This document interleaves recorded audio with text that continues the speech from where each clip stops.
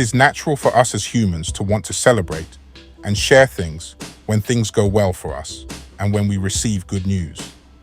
We divulge this information to those close to us in the hopes that your happiness will be seen and interpreted as their happiness, and vice versa.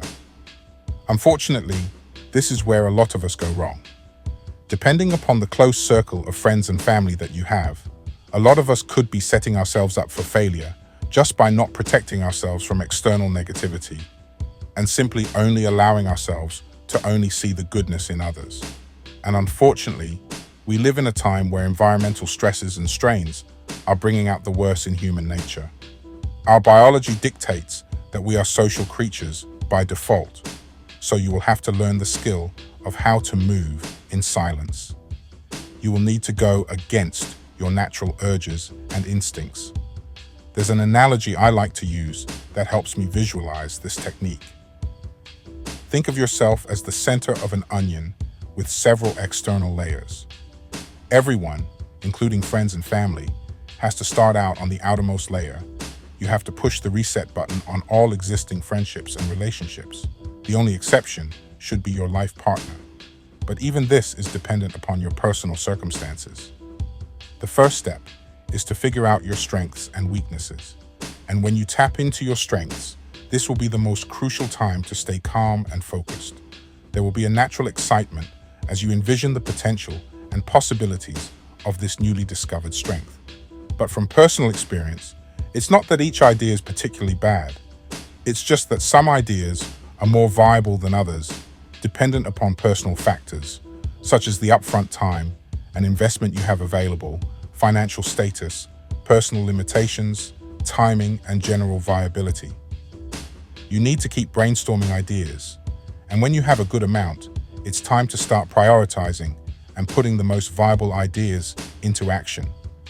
More than likely, you will face setbacks, but you will find the more you practice, the more you will learn, and the more you will grow. Instead of your usual habit of becoming frustrated and finding someone to vent and divulge to, simply stop complaining, get some rest, wake up the next day, and get back to business. Now, this next bit of advice is more personalized to how I like to do things, but in my experience, the best technique is to pace yourself. Think of this as a marathon and not a sprint. Don't burn yourself out to the point where you're ineffective. Strategy and planning is key. There is usually a certain amount of time it takes to develop the necessary tools you will need to accomplish your task. Don't overwhelm yourself by taking on too much at once. Break down your end goal into manageable chunks, starting with the most viable and manageable as the first. Structure your day in a way that allows time for you to develop your chosen path. You want to be able to switch off and on as easy as the flick of a light switch. Prepare, make time, and execute your plans with precision. Then periodically monitor your progress and enjoy your journey of development. There is something very powerful about being thrilled and excited on the inside, but coming across as simple and mundane externally, it's kind of like a Clark Kent and Superman type of vibe, or Peter Parker and Spider-Man, or Bruce Wayne and Batman. It may even be why we find these types of dynamics so appealing. Ghost mode, monk mode, beast mode, whichever you prefer, take your pick and get to it.